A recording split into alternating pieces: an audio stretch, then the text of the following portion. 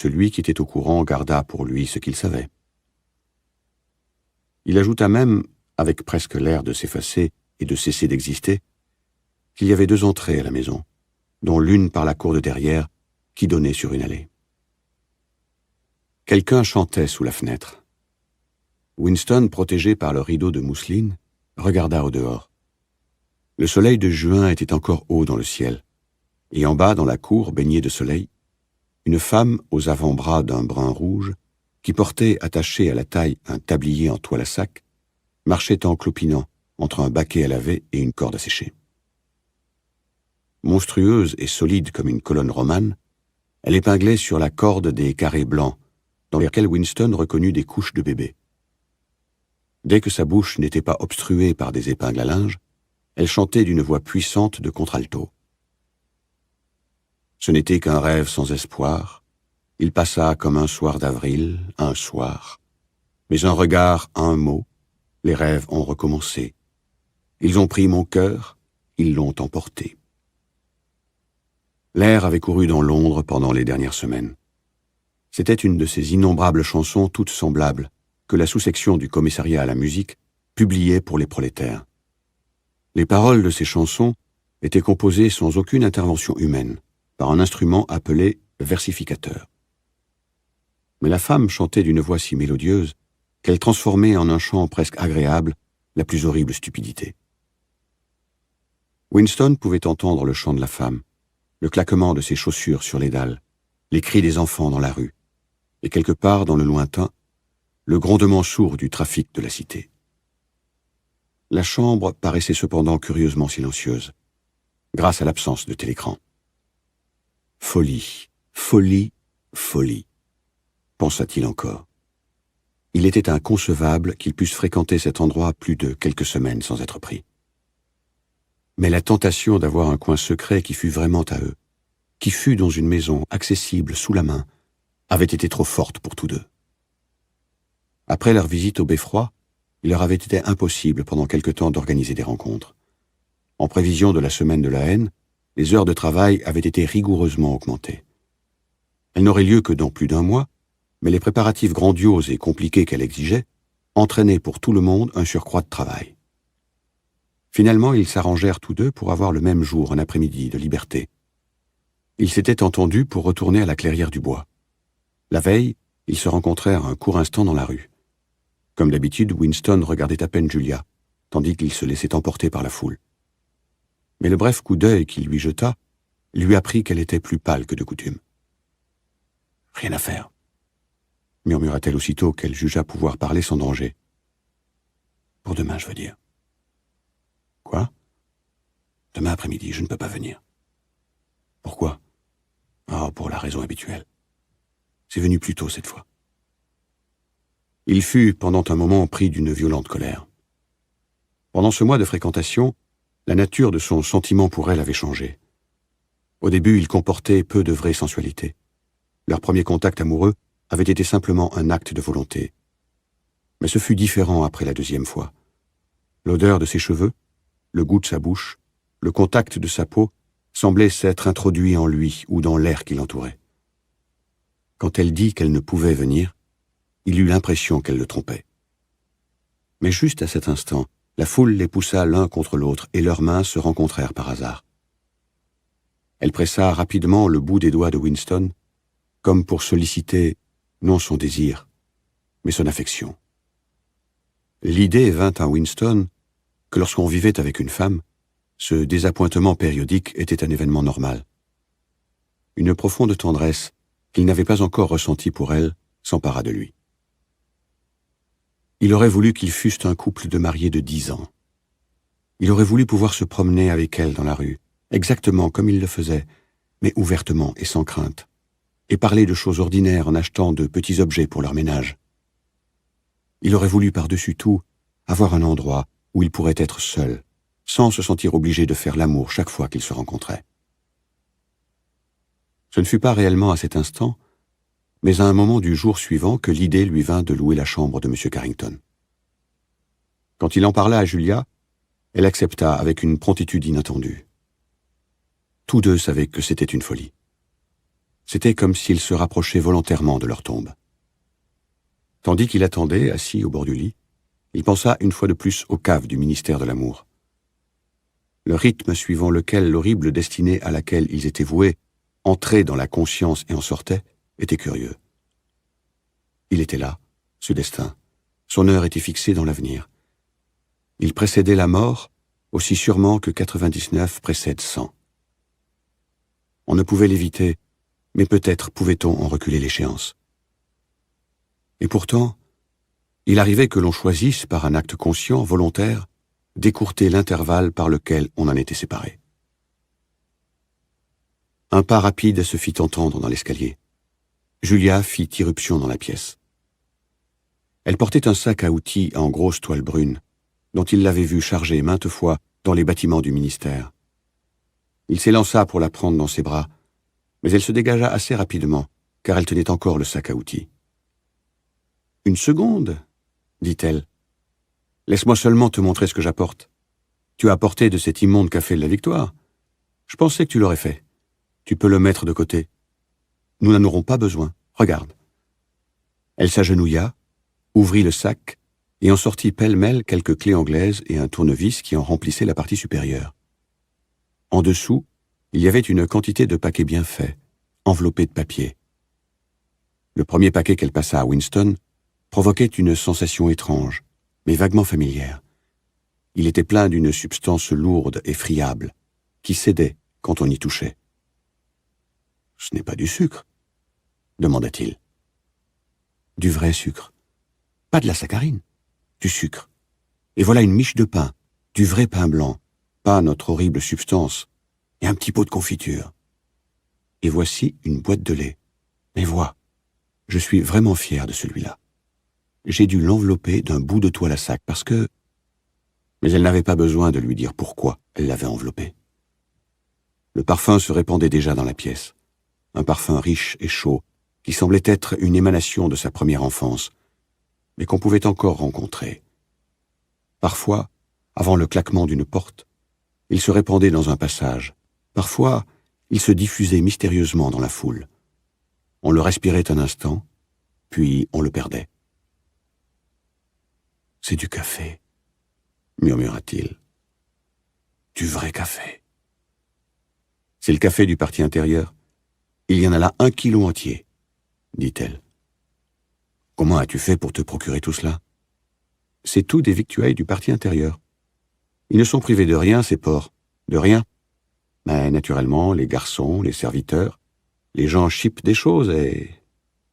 Vois, j'ai aussi un petit paquet de thé. » Winston s'était accroupi près d'elle. Il déchira un coin de paquet et l'ouvrit. « C'est du vrai thé, pas des feuilles de mûr. Il y a eu dernièrement un arrivage de thé. Ils ont pris l'Inde ou quelque autre pays, » dit-elle vaguement. « Mais écoute, mon chéri, je voudrais que tu me tournes le dos pendant 3 minutes. Va t'asseoir de l'autre côté du lit, pas trop près de la fenêtre, et ne te retourne pas avant que je ne te le dise. » Winston regarda distraitement à travers le rideau de mousseline. En bas, dans la cour, la femme aux bras rouges évoluait encore entre le baquet et la corde. Elle ôta de sa bouche 2 épingles de bois et chanta avec sentiment « On dit que le temps guérit toute blessure. On dit que l'on peut toujours oublier. Mais la vie est toujours là et tout le temps qu'elle dure. Par la joie ou par les pleurs, toujours mon cœur est travaillé. » Elle semblait connaître par cœur toute la rengaine. Sa voix s'élevait dans la douceur de l'air d'été, mélodieuse et chargée d'heureuse mélancolie.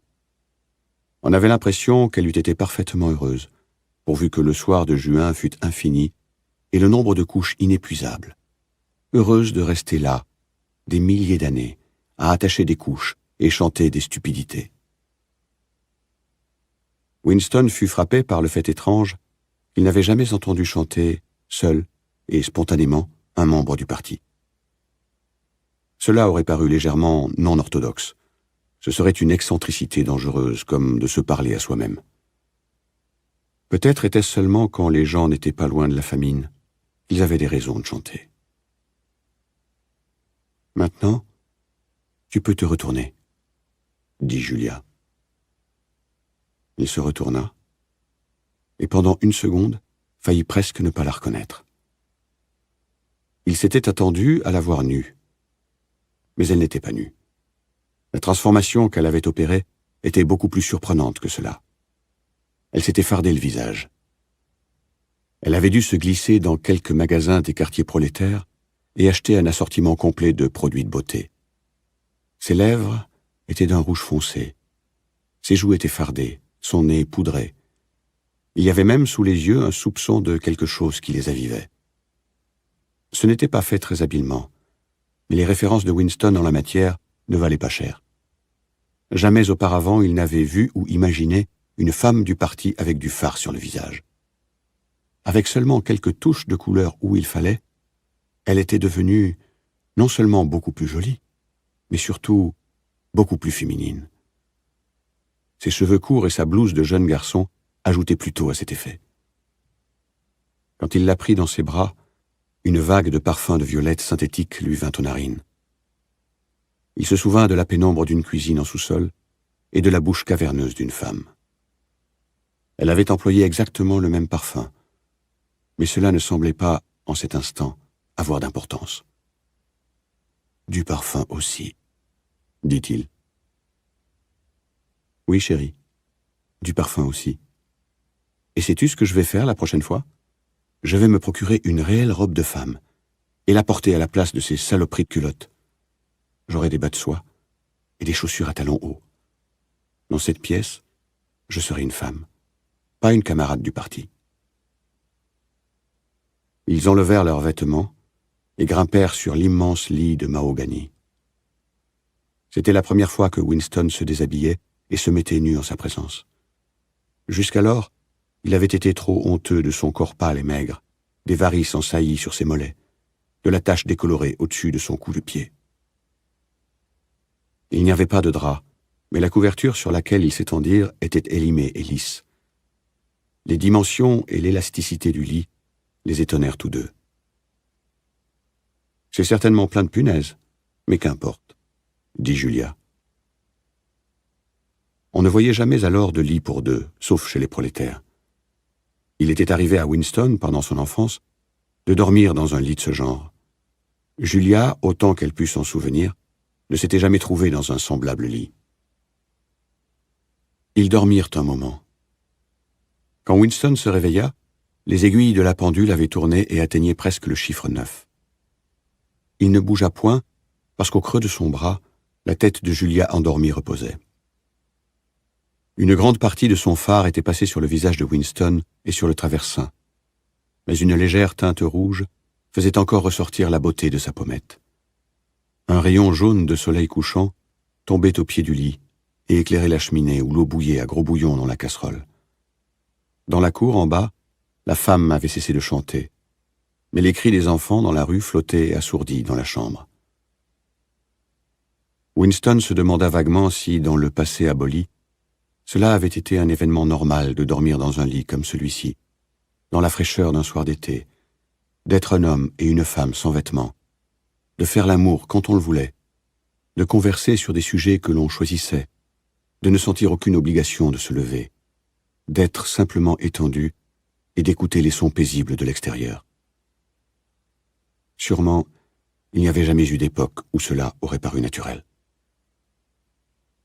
Julia se réveilla, se frotta les yeux, se souleva et s'appuya sur un coude pour regarder le fourneau à pétrole. « La moitié de l'eau s'est évaporée, » dit-elle. « Je vais tout de suite me lever et faire du café. Nous avons 1 heure. À quelle heure éteint-on chez toi ? » « À 23h30. À mon foyer, c'est 23h. Mais il nous faudra rentrer plus tôt que cela, parce que... Hé ! Dehors, sale bête !» Elle se retourna dans le lit, attrapa un soulier sur le parquet et le lança avec violence dans un angle de la pièce, d'une détente brusque et juvénile du bras, exactement comme il l'avait vu un matin lancer le dictionnaire contre Goldstein pendant les 2 minutes de la haine. « Qu'est-ce que c'était » demanda-t-il surpris. « Un rat. J'ai vu pointer son sale museau hors de la boiserie. Il y a un trou là. Mais je lui ai foutu les foies. »« Des rats ?» murmura Winston. « Dans cette chambre. Il y en a partout. dit Julia avec indifférence en se recouchant. Nous en avons même dans la cuisine au foyer. Il y a des parties de Londres où ils fourmillent. Savais-tu qu'ils attaquent les enfants? Oui, des enfants. Dans certaines rues, les femmes n'osent pas laisser un bébé tout seul 2 minutes. Ce sont les grands gros bruns. Et l'horrible, c'est que ces sales bêtes toujours... Tais-toi, dit Winston les yeux étroitement fermés. Chérie, tu es devenue tout pâle. Qu'y a-t-il? Ce sont les rats qui te donnent mal au cœur? De toutes les horreurs du monde, un rat. Elle se pressa contre lui, enroula ses membres autour de lui comme pour le rassurer avec la chaleur de son corps. Il ne rouvrit pas les yeux immédiatement. Il avait eu pendant quelques minutes l'impression de revivre un cauchemar qui, au cours des années, revenait de temps en temps. C'était toujours à peu près le même. Il était debout devant un mur d'ombre, et de l'autre côté de ce mur, il y avait quelque chose d'intolérable, quelque chose de trop horrible pour être affronté. Dans son rêve, son sentiment profond était toujours un sentiment de duperie volontaire, car en fait, il savait ce qu'il y avait derrière le mur d'ombre. Il aurait même pu, d'un effort mortel, comme s'il arrachait un morceau de son propre cœur, tirer la chose en pleine lumière. Il se réveillait toujours sans avoir découvert ce que c'était. Mais cela se rapportait, d'une manière ou d'une autre, à ce qu'allait dire Julia quand il lui avait coupé la parole. « Excuse-moi, dit-il. Ce n'est rien. Je n'aime pas les rats, c'est tout. Ne te tourmente pas, chérie. Ces sales brutes de rats n'entreront pas ici. Avant que nous partions, je vais boucher le trou avec un bout de toile à sac. Et la prochaine fois que nous viendrons, j'apporterai un peu de plâtre, et je le fermerai proprement, tu verras. » L'instant de panique aveugle était déjà à moitié oublié. Légèrement honteux de lui-même, Winston s'assit appuyé au dossier du lit. Julia se leva, enfila sa combinaison et fit le café. L'odeur qui montait de la casserole était si puissante et si excitante qu'ils fermèrent la fenêtre, de peur qu'elle ne fût remarquée par quelqu'un du dehors et qu'elle n'éveillât la curiosité. Ce qui était même meilleur que le goût du café, c'était le velouté donné par le sucre, sensation que Winston, après des années de saccharine, avait presque oubliée. Une main dans sa poche, l'autre tenant une tartine de confiture, Julia errait dans la pièce. Elle regarda la bibliothèque avec indifférence, indiqua le meilleur moyen de réparer la table pliante, se laissa tomber dans le fauteuil usé pour voir s'il était confortable, regarda l'absurde pendule aux 12 chiffres avec un amusement bienveillant. Elle apporta le presse-papier de verre sur le lit pour le voir sous une lumière plus vive. Winston le lui prit des mains, fasciné comme toujours par l'aspect doux et la transparence liquide du verre. « Que penses-tu que ce soit ?» demanda Julia. « Je ne pense pas que ce soit quelque chose. Je veux dire, je ne pense pas que cela ait jamais été destiné à servir. C'est ce que j'aime en lui. C'est un petit morceau d'histoire que l'on a oublié de falsifier. C'est un message d'il y a 100 ans, si l'on sait comment le lire. Et ce tableau là-haut ?» Elle indiquait de la tête la gravure sur le mur en face d'elle. « Est-ce qu'il est vieux d'un siècle ?» Plus que cela, 2 siècles peut-être. Il est absolument impossible aujourd'hui de découvrir l'âge de quoi que ce soit. Elle traversa la pièce. « Voici l'endroit où cette saloperie de bête a passé le nez, » dit-elle en frappant sur la boiserie, immédiatement sous le tableau. Elle regarda le tableau. « Où ça se tient? J'ai vu ça quelque part. » C'est une église. Ou tout au moins, c'en était une. On l'appelait l'église de Saint-Clément. Le fragment de refrain que lui avait appris M. Carrington lui revint à l'esprit. Et il ajouta à demi nostalgique « Orange et citron, disent les cloches de Saint-Clément. » À sa stupéfaction, elle répondit au vers par un vers. « Tu me dois 3 farthings, disent les cloches de Saint-Martin. »« Quand me paieras-tu » disent les cloches du vieux Bellay. Je ne me souviens pas de la suite, mais je me rappelle en tout cas que cela se termine ainsi. Voici une chandelle pour aller vous coucher, voici un couperet pour vous couper la tête. C'était comme les 2 moitiés d'un contre-saint. Mais il devait y avoir une autre ligne après les cloches du vieux Bellay. Peut-être pourrait-on l'extraire de la mémoire de M. Carrington si elle était convenablement excitée. Qui t'a appris cela ? Demanda-t-il. Mon grand-père. Il avait l'habitude de me le répéter quand j'étais petite. Il a été vaporisé quand j'avais 8 ans. En tout cas, il disparut. Je me demande ce que c'était un citron, ajouta-t-elle sans logique. J'ai vu des oranges. C'est une sorte de fruit rond et jaune, avec une peau épaisse. Je me souviens des citrons, dit Winston. Ils étaient très connus entre 1950 et 1959. Ils étaient tellement acides qu'on avait les dents glacées, rien qu'à les sentir. Je suis sûr qu'il y a des punaises derrière ce tableau, dit Julia. Je le descendrai un de ces jours, et je lui donnerai un bon coup de torchon. Je crois qu'il est presque temps de nous en aller. Il faut que je lave ma figure pour enlever ce fard. Quel ennui. J'enlèverai ensuite de ton visage le rouge à lèvres. Winston resta couché quelques minutes encore. La chambre s'assombrissait. Il se tourna vers la lumière et resta étendu, les yeux fixés sur le presse-papier de verre. Il y avait en cet objet une telle profondeur. Il était pourtant presque aussi transparent que l'air. C'était comme si la surface du verre était une arche du ciel enfermant un monde minuscule avec son atmosphère complète. Il avait l'impression de pouvoir y pénétrer. Il s'imaginait, il ressentait que pour de bon, il était à l'intérieur du verre, avec le lit de mahogany, la table pliante, la pendule, la gravure ancienne et le presse-papier lui-même. Le presse-papier était la pièce dans laquelle il se trouvait, et le corail était la vie de Julia et la sienne, fixée dans une sorte d'éternité au cœur du cristal.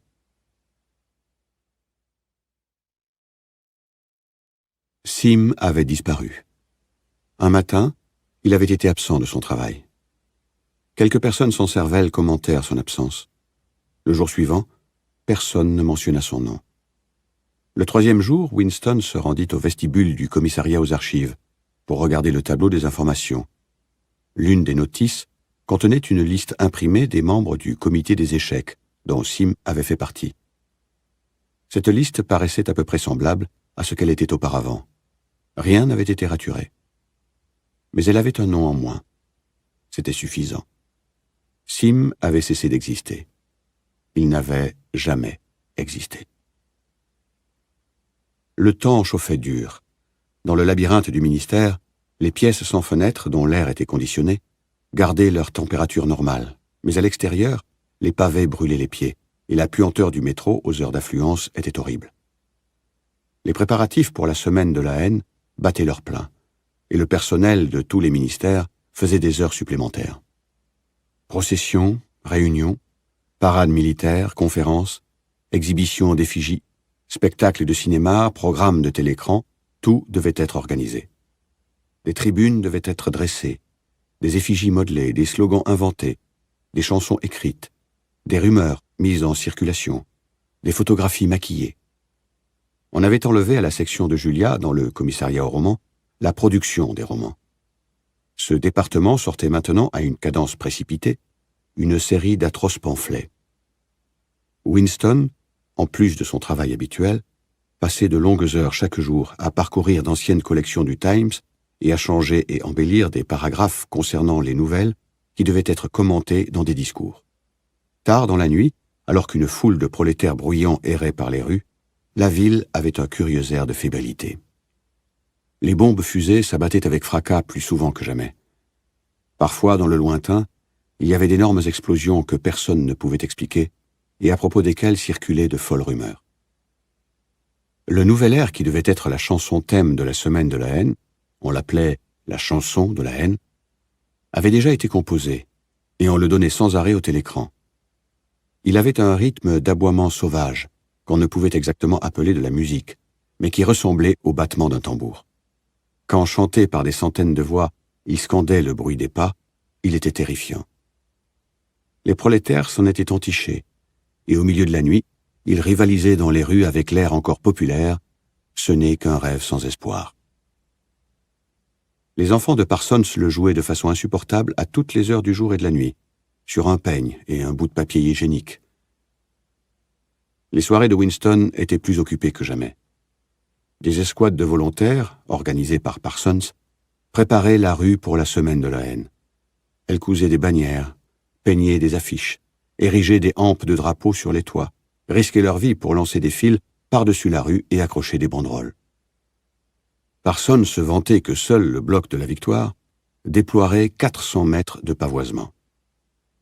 La chaleur et les travaux manuels lui avaient même fourni un prétexte pour revenir dans la soirée aux shorts et aux chemises ouvertes. Il était partout à la fois, à pousser, tirer, scier, clouer, improviser, à réjouir tout le monde par ses exhortations familières et à répandre par tous les plis de son corps un stock qui semblait inépuisable de sueur acide. Les murs de Londres avaient soudain été couverts d'une nouvelle affiche. Elle ne portait pas de légende. Elle représentait simplement la monstrueuse silhouette de 3 ou 4 mètres de haut d'un soldat eurasien au visage mongol, impassible, aux bottes énormes, qui avançait à grands pas avec, sur la hanche, une mitrailleuse pointée en avant. Sous quelque angle qu'on regarde à l'affiche, la gueule de la mitrailleuse semblait pointer droit sur vous. Ces affiches avaient été collées sur tous les espaces vides des murs, et leur nombre dépassait même celles qui représentaient Big Brother. Les prolétaires, habituellement indifférents à la guerre, étaient excités et poussés à l'un de leurs périodiques délires patriotiques. Comme pour s'harmoniser avec l'humeur générale, les bombes fusées avaient tué un nombre de gens plus grand que d'habitude. L'une d'elles tomba sur un cinéma bondé de Stepney et ensevelit sous les décombres plusieurs centaines de victimes. Toute la population du voisinage sortit pour les funérailles. Elle forma un long cortège qui dura des heures et fut en fait une manifestation d'indignation. Une autre bombe tomba dans un terrain abandonné qui servait de terrain de jeu. Plusieurs douzaines d'enfants furent atteints et mis en pièces. Il y eut d'autres manifestations de colère. On brûla l'effigie de Goldstein. Des centaines d'exemplaires de l'affiche du soldat eurasien furent arrachés et ajoutés aux flammes, et un grand nombre de magasins furent pillés dans le tumulte. Puis, le bruit courut que des espions dirigeaient les bombes par ondes, et ont mis le feu à la maison d'un vieux couple, suspect d'être d'origine étrangère. Il périt étouffé. Dans la pièce qui se trouvait au-dessus du magasin de M. Carrington, Winston et Julia, quand ils pouvaient s'y rendre, se couchaient côte à côte sur le lit sans couverture, nus, sous la fenêtre ouverte pour avoir frais. Le rat n'était jamais revenu, mais les punaises s'étaient hideusement multipliées avec la chaleur. Cela ne semblait pas avoir d'importance. Sale ou propre, la chambre était un paradis. Quand ils arrivaient, Winston et Julia saupoudraient tout de poivre acheté au marché noir, enlevaient leurs vêtements, faisaient l'amour avec leur corps en sueur, puis s'endormaient. À leur réveil, ils découvraient que les punaises étaient revenues en masse pour une contre-attaque. Pendant le mois de juin, ils se rencontrèrent 4, 5, 6, 7 fois. Winston avait perdu l'habitude de boire du gin en n'importe quelle heure. Il semblait n'en avoir plus besoin. Il avait grossi, son ulcère variqueux s'était cicatrisé, ne laissant qu'une tache brune au-dessus du coup de pied. Ses quintes de toux matinales s'étaient arrêtées. Le cours de la vie avait cessé d'être intolérable. Il n'était plus tenté de faire des grimaces au télécran ou de proférer des jurons à tue-tête. Maintenant qu'ils possédaient tous deux un endroit secret et sûr, il ne leur paraissait même pas pénible de ne pouvoir se rencontrer que rarement, et pour 2 heures chaque fois. L'important était que cette chambre au-dessus du magasin d'antiquités existât. Savoir qu'elle était là, inviolée, c'était presque s'y trouver. La chambre était un monde, une poche du passé où auraient pu marcher des animaux dont la race était éteinte. Winston pensait que M. Carrington faisait partie, lui aussi, de la race disparue. Avant de monter, il s'arrêtait d'habitude quelques minutes pour causer avec lui. Le vieillard semblait ne sortir que rarement, ou même jamais, et d'autre part n'avoir presque aucun client. Il menait une existence de fantôme entre le minuscule magasin et une arrière-cuisine encore plus minuscule, où il préparait ses repas. Cette cuisine contenait, entre autres choses, un gramophone incroyablement ancien, muni d'un énorme pavillon. M. Carrington paraissait heureux d'avoir une occasion de parler. Tandis qu'il errait d'un objet à l'autre de son stock sans valeur, le nez long, les lunettes épaisses, les épaules courbées, vêtu d'une veste de velours, il avait toujours vaguement l'air d'être plutôt un collectionneur qu'un commerçant.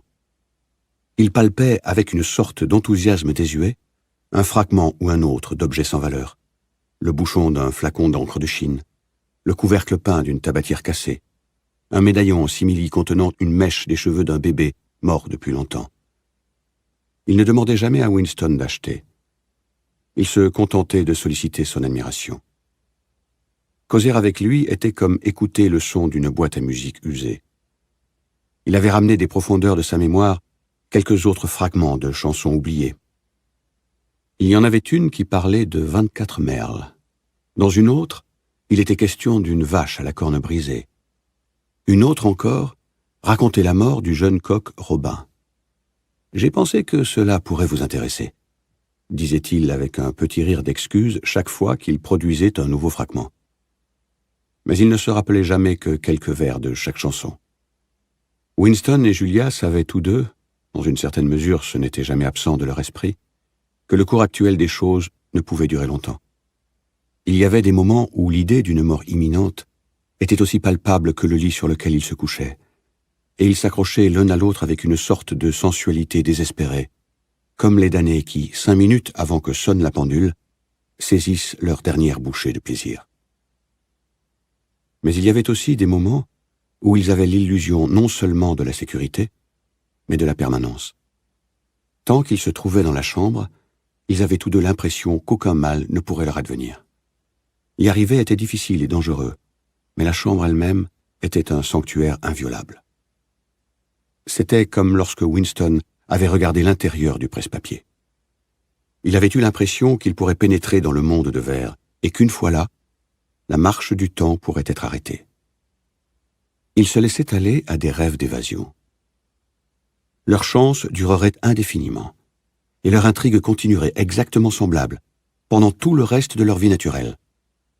Catherine mourrait, et par des manœuvres habiles, ils réussissaient à se marier. Ou ils se suicidaient ensemble.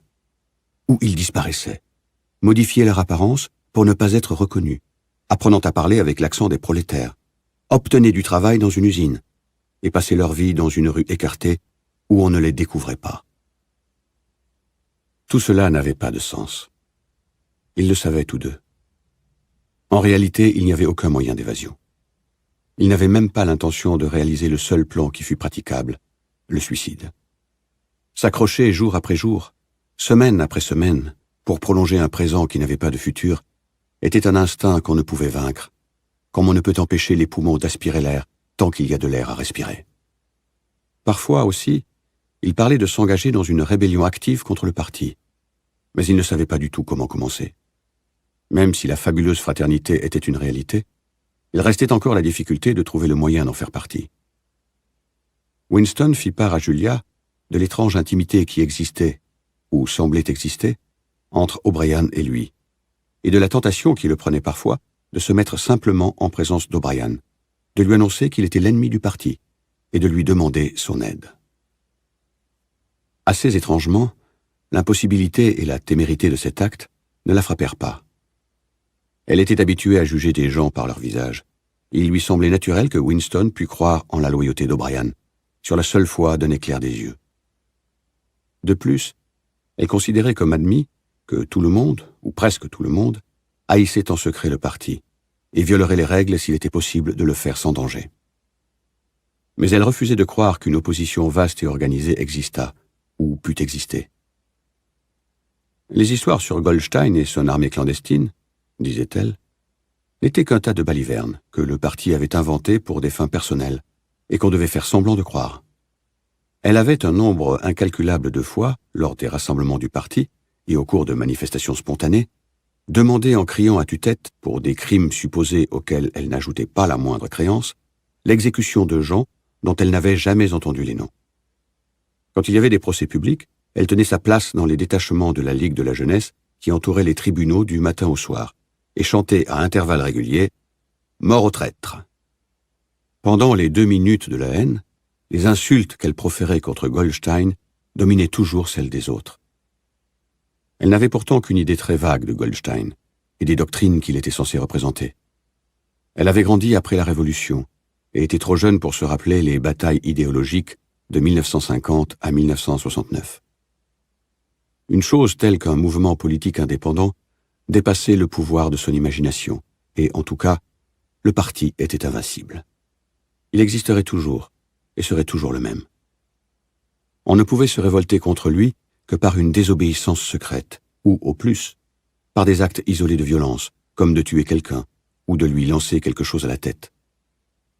Elle était, par certains côtés, beaucoup plus fine que Winston, et beaucoup moins perméable à la propagande du parti. Il arriva une fois à Winston de parler, à propos d'autre chose, de la guerre contre l'Eurasia. Elle le surprit en disant avec désinvolture qu'à son avis, il n'y avait pas de guerre. Les bombes fusées qui tombaient chaque jour sur Londres étaient probablement lancées par le gouvernement de l'Océania lui-même, juste pour maintenir les gens dans la peur. C'était une idée qui, littéralement, n'était jamais venue à Winston. Julia éveilla encore en lui une sorte d'envie, lorsqu'elle lui dit que, pendant les 2 minutes de la haine, le plus difficile pour elle était de se retenir d'éclater de rire. Mais elle ne mettait en question les enseignements du parti que lorsqu'il touchait de quelque façon à sa propre vie. Elle était souvent prête à accepter le mythe officiel, simplement parce que la différence entre la vérité et le mensonge ne lui semblait pas importante. Elle croyait par exemple, l'ayant appris à l'école, que le parti avait inventé les aéroplanes. Winston se souvenait qu'à l'époque où il était lui à l'école, vers 1958-59, c'était seulement l'hélicoptère que le parti prétendait avoir inventé. Une douzaine d'années plus tard, pendant les années de classe de Julia, il prétendait déjà avoir inventé l'aéroplane. Dans une génération, il s'attribuerait l'invention des machines à vapeur. Et quand il lui dit que les aéroplanes existaient avant qu'il fût né, et longtemps avant la Révolution, elle trouva le fait sans intérêt. Aucun. Après tout, quelle importance cela avait-il que ce fût celui-ci ou celui-là qui ait inventé les aéroplanes? Ce fut plutôt un choc pour Winston de découvrir à propos d'une remarque faite par hasard qu'elle ne se souvenait pas que l'Océania, il y avait 4 ans, était en guerre contre l'Estasia et en paix avec l'Eurasia. Il est vrai qu'elle considérait toute la guerre comme une comédie, mais elle n'avait apparemment même pas remarqué que le nom de l'ennemi avait changé. « Je croyais que nous avions toujours été en guerre contre l'Eurasia », dit-elle vaguement. Winston en fut un peu effrayé. L'invention des aéroplanes était de beaucoup antérieure à sa naissance, mais le nouvel aiguillage donné à la guerre datait de 4 ans seulement, bien après qu'elle eût grandi. Il discuta à ce sujet avec elle pendant peut-être un quart d'heure. À la fin, il réussit à l'obliger à creuser sa mémoire, jusqu'à ce qu'elle se souvînt confusément qu'à une époque, c'était l'Estasia, et non l'Eurasia qui était l'ennemi. Mais la conclusion lui parut encore sans importance. « Qui s'en soucie ?» dit-elle avec impatience. « C'est toujours une sale guerre après une autre, et on sait que de toute façon, les nouvelles sont toujours fausses. » Il lui parlait parfois du commissariat aux archives, et des impudentes falsifications qui s'y perpétraient. De telles pratiques ne semblaient pas l'horrifier. Elle ne sentait pas l'abîme s'ouvrir sous ses pieds, à la pensée que des mensonges devenaient des vérités. Il lui raconta l'histoire de Jones, Aronson et Rutherford, et de l'important fragment de papier qu'il avait une fois tenu entre ses doigts. Elle n'en fut pas très impressionnée. Elle ne saisit pas, tout de suite, d'ailleurs, le nœud de l'histoire. « Étaient-ce tes amis ?» demanda-t-elle. « Non, je ne les ai jamais connus. C'étaient des membres du parti intérieur. En outre, ils étaient beaucoup plus âgés que moi. Ils appartenaient à l'ancienne époque, d'avant la Révolution. Je les connaissais tout juste de vue. Alors, qu'y avait-il là pour te tracasser? Il y a toujours eu des gens tués, n'est-ce pas? » Il essaya de lui faire comprendre. C'était un cas exceptionnel. Il ne s'agissait pas seulement du meurtre d'un individu. Te rends-tu compte que le passé a été aboli jusqu'à hier? S'il survit quelque part, c'est dans quelques objets auxquels n'est attaché aucun mot, comme ce bloc de verre sur la table. Déjà, nous ne savons littéralement presque rien de la Révolution et des années qui la précédèrent. Tous les documents ont été détruits ou falsifiés, tous les livres réécrits, tous les tableaux repeints. Toutes les statues, les rues, les édifices ont changé de nom. Toutes les dates ont été modifiées. Et le processus continue tous les jours, à chaque minute. L'histoire s'est arrêtée. Rien n'existe qu'un présent éternel dans lequel le parti a toujours raison. Je sais naturellement que le passé est falsifié, mais il me serait impossible de le prouver, alors même que j'ai personnellement procédé à la falsification. La chose faite, aucune preuve ne subsiste. La seule preuve est à l'intérieur de mon cerveau. et je n'ai aucune certitude qu'un autre être humain quelconque partage mes souvenirs. De toute ma vie, il ne m'est arrivé qu'une seule fois de tenir la preuve réelle et concrète, des années après. Et à quoi cela t'avançait-il? À rien. Parce que quelques minutes plus tard, j'ai jeté le papier. Mais aujourd'hui, si le cas se reproduisait, je garderais le papier. Eh bien, pas moi, répondit Julia. Je suis prête à courir des risques, mais pour quelque chose qui en vaut la peine, pas pour des bouts de vieux journaux. Qu'en aurais-tu fait, même si tu l'avais gardé? Pas grand-chose, peut-être. Mais c'était une preuve. Elle aurait pu implanter quelques doutes çà et là si j'avais osé la montrer. Je ne pense pas que nous puissions changer quoi que ce soit pendant notre existence. Mais on peut imaginer que de petits nœuds de résistance puissent jaillir çà et là, de petits groupes de gens qui se ligueraient et dont le nombre augmenterait peu à peu. Ils pourraient même laisser après eux quelques documents pour que la génération suivante reprenne leur action au point où ils l'auraient laissée. La prochaine génération ne m'intéresse pas, chérie. Ce qui m'intéresse, c'est nous. De la taille aux orteils, tu n'es qu'une rebelle, chérie. Elle trouva la phrase très spirituelle, et ravie, jeta ses bras autour de lui. Elle ne prêtait pas le moindre intérêt aux ramifications de la doctrine du parti. Quand il se mettait à parler des principes de Lanxos, de la double pensée, de la mutabilité du passé, de la négation de la réalité objective, et qu'il employait des mots novlangues, elle était ennuyée et confuse, et disait qu'elle n'avait jamais fait attention à ces choses. On savait que tout cela n'était que baliverne, alors pourquoi s'en préoccuper? Elle savait à quel moment applaudir, à quel moment pousser des huées, et c'est tout ce qu'il était nécessaire de savoir. Quand il persistait à parler sur de tels sujets, elle avait la déconcertante habitude de s'endormir. Elle était de ces gens qui peuvent s'endormir à n'importe quelle heure et dans n'importe quelle position. En causant avec elle, Winston se rendit compte à quel point il était facile de présenter l'apparence de l'orthodoxie sans avoir la moindre notion de ce que signifiait l'orthodoxie. Dans un sens, c'est sur les gens incapables de la comprendre que la vision du monde qu'avait le parti s'imposait avec le plus de succès. On pouvait leur faire accepter les violations les plus flagrantes de la réalité, parce qu'ils ne saisissaient jamais entièrement l'énormité de ce qui leur était demandé, et n'étaient pas suffisamment intéressés par les événements publics pour remarquer ce qui se passait. Par manque de compréhension, ils restaient sains. Ils avalaient simplement tout, et ce qu'ils avalaient ne leur faisait aucun mal, car cela ne laissait en eux aucun résidu. Exactement comme un grain de blé qui passe dans le corps d'un oiseau sans être digéré. C'était enfin arrivé. Le message attendu était venu. Il semblait à Winston qu'il avait toute sa vie attendu ce moment.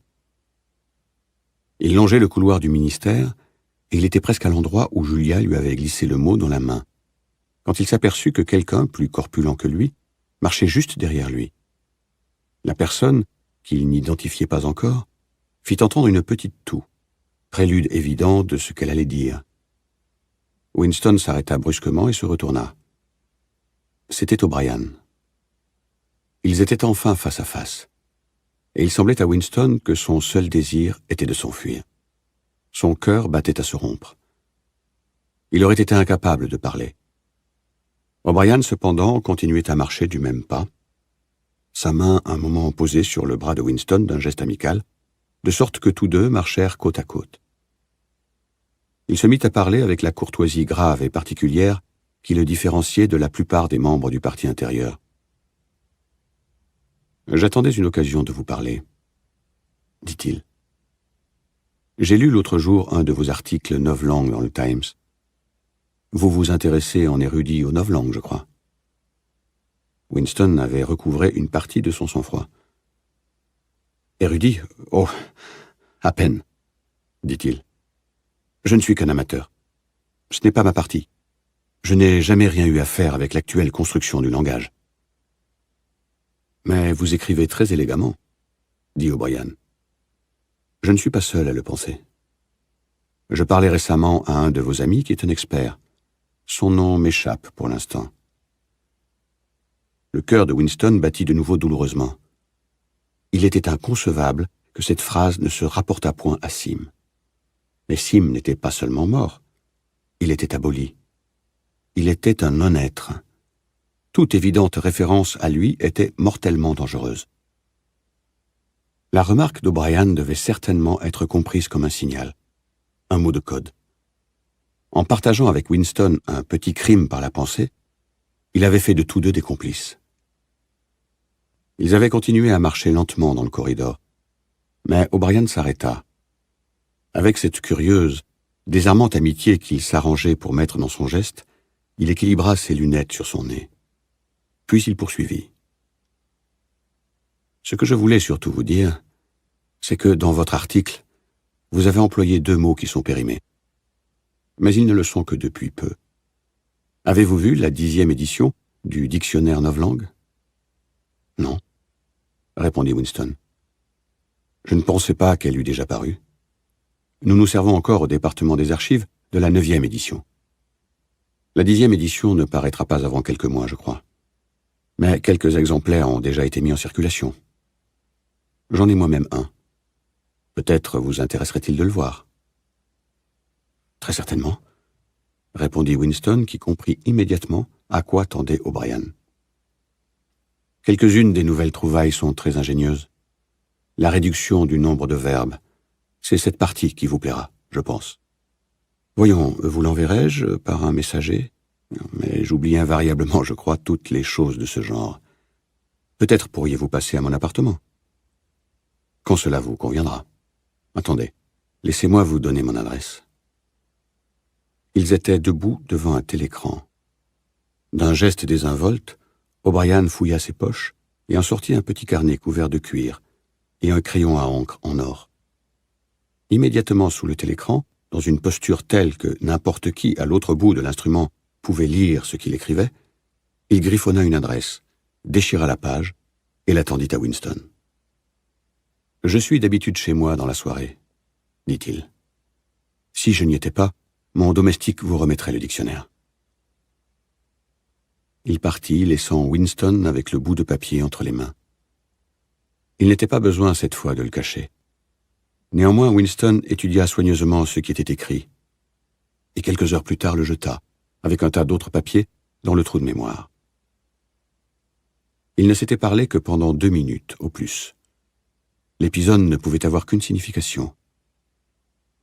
Il n'avait été machiné que pour faire connaître à Winston l'adresse d'O'Brien.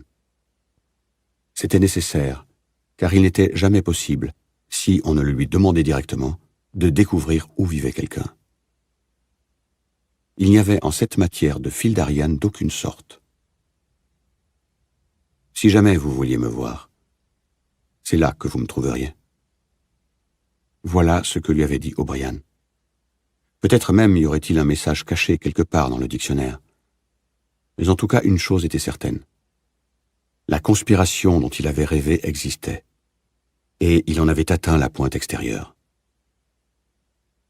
Il savait que tôt ou tard, il obéirait aux ordres d'O'Brien. Peut-être serait-ce le lendemain, peut-être serait-ce après un long délai, il l'ignorait. Ce qui arrivait n'était que le résultat d'un processus qui avait commencé depuis des années. Le premier pas avait été une pensée secrète, involontaire. Le deuxième était l'ouverture de son journal. Il avait passé des pensées aux mots, et il passait maintenant des mots aux actes. Le dernier pas serait quelque chose qui aurait lieu au ministère de l'Amour. Il l'avait accepté. La fin était impliquée dans le commencement. Mais c'était effrayant. Plus exactement, c'était comme un avant-goût de la mort. C'était comme d'être un peu moins vivant. Même pendant qu'il parlait à O'Brien, alors que le sens des mots le pénétrait, il avait été secoué d'un frisson glacial. Il avait la sensation de marcher dans l'humidité d'une tombe, et qu'il ait toujours su que la tombe était là, et qu'elle l'attendait, n'améliorait rien.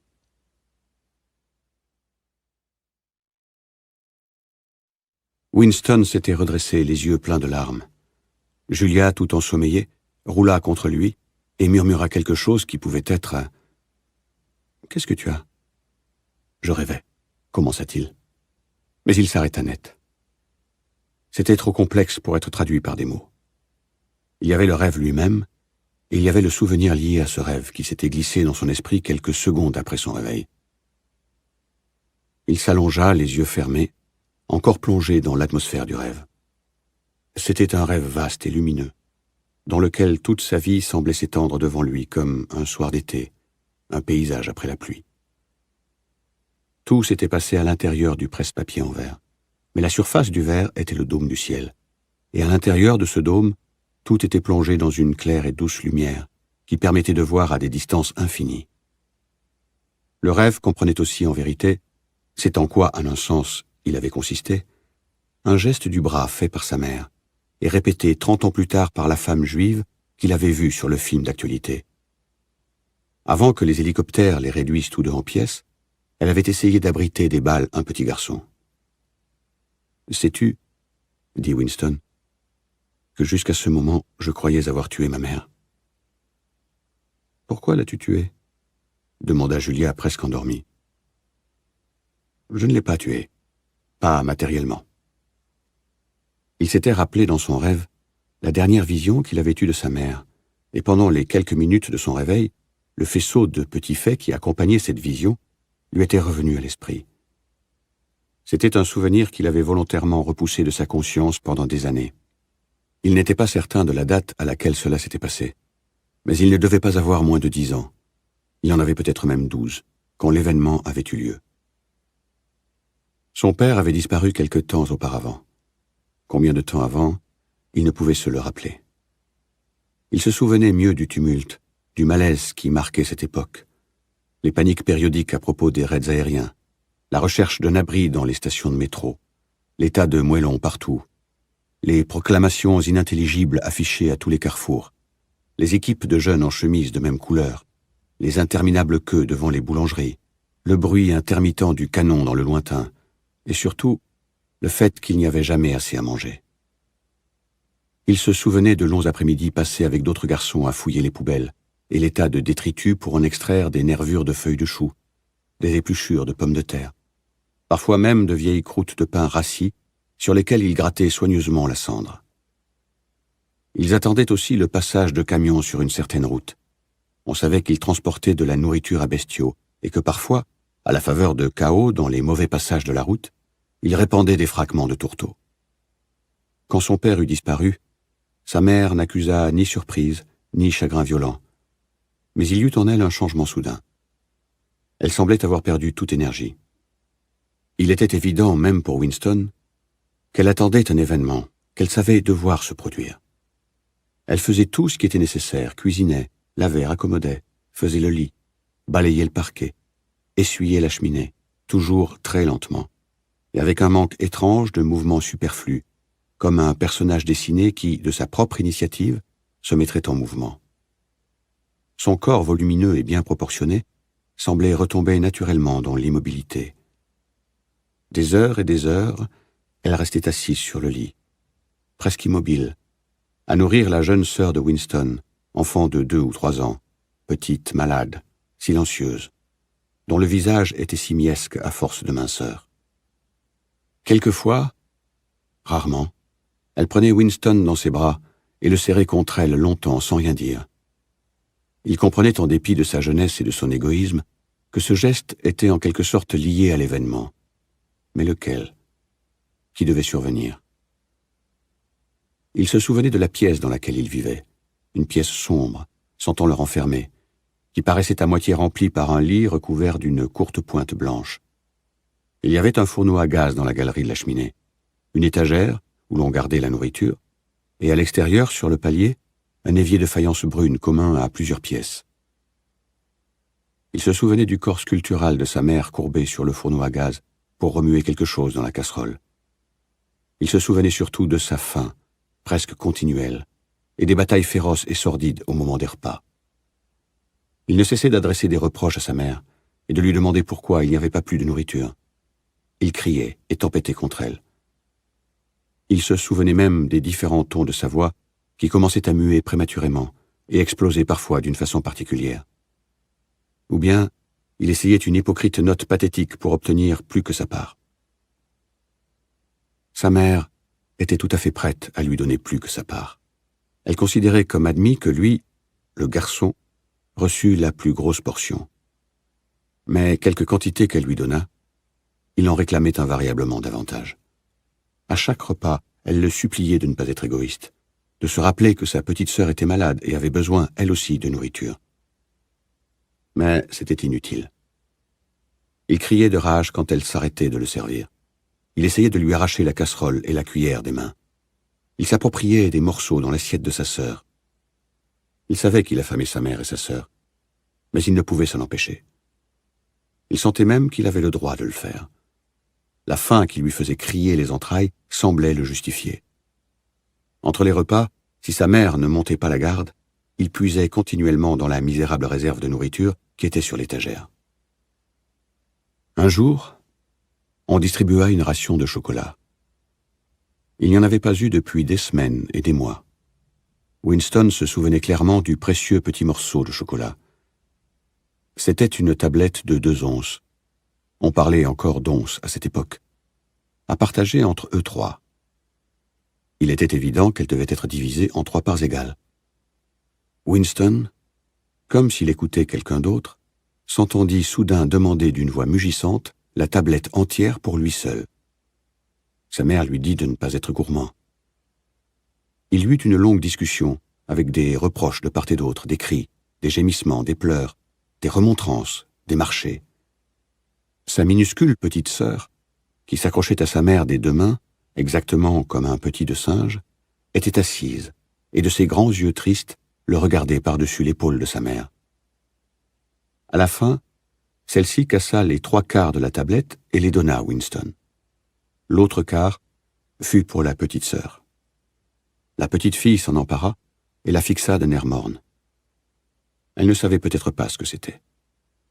Winston la regarda un moment, puis, d'un bond rapide et soudain, arracha le chocolat d'entre les mains de sa sœur et s'enfuit vers la porte.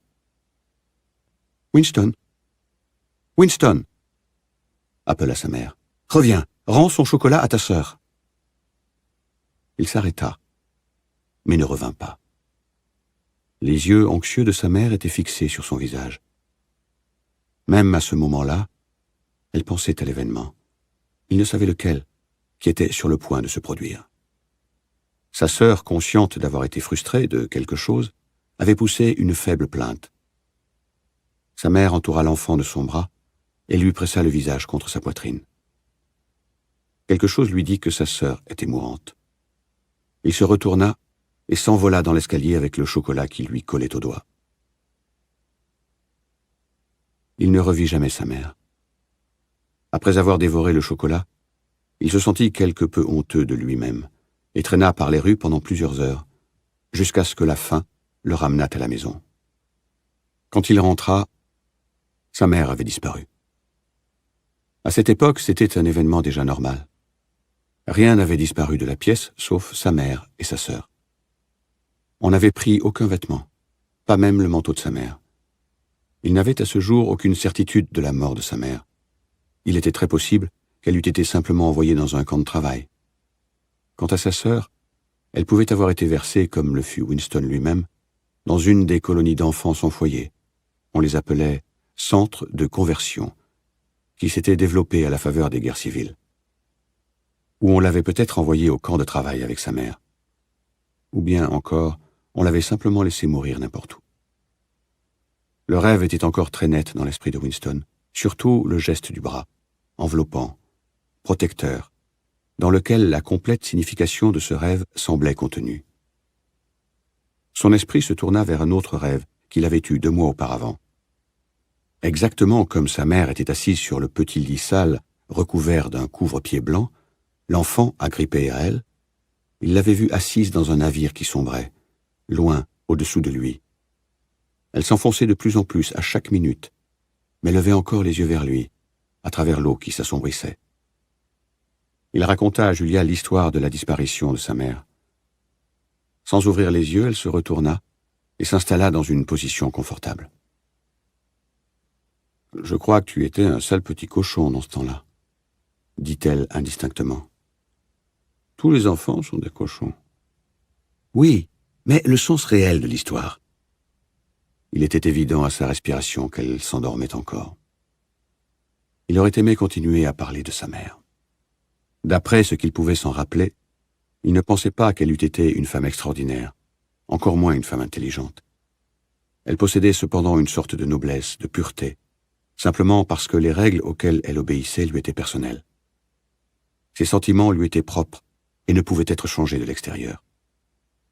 Elle n'aurait pas pensé qu'une action inefficace est, par là, dépourvue de signification. Quand on aimait, et quand on n'avait rien d'autre à donner, on donnait son amour. Quand le dernier morceau de chocolat avait été enlevé, la mère avait serré l'enfant dans ses bras. C'était un geste inutile, qui ne changeait rien, qui ne produisait pas plus de chocolat, qui n'empêchait pas la mort de l'enfant ou la sienne, mais il lui semblait naturel de le faire. La femme réfugiée du bateau avait aussi couvert le petit garçon de son bras, qui n'était pas plus efficace contre les balles qu'une feuille de papier. Le parti avait commis le crime de persuader que les impulsions naturelles, les sentiments naturels étaient sans valeur, alors qu'ils dérobaient en même temps à l'individu tout pouvoir sur le monde matériel. Quand on se trouvait entre les griffes du parti, ce que l'on sentait ou ne sentait pas, ce que l'on faisait ou se retenait de faire, n'avait littéralement aucune importance. On disparaissait, et personne n'entendait plus parler de vous, de vos actes. Vous étiez aspiré hors du cours de l'histoire. Les gens de 2 générations auparavant n'essayaient pas de changer l'histoire. Ils étaient dirigés par leur fidélité à des règles personnelles qu'ils ne mettaient pas en question. Ce qui importait, c'étaient les relations individuelles, et un geste absolument inefficace, un baiser, une larme, un mot dit à un mourant, pouvaient avoir en eux-mêmes leur signification. Winston pensa soudain que les prolétaires étaient demeurés dans cette condition. Ils n'étaient pas fidèles à un parti, un pays ou une idée. Ils étaient fidèles l'un à l'autre. Pour la première fois de sa vie, il ne méprisa pas les prolétaires.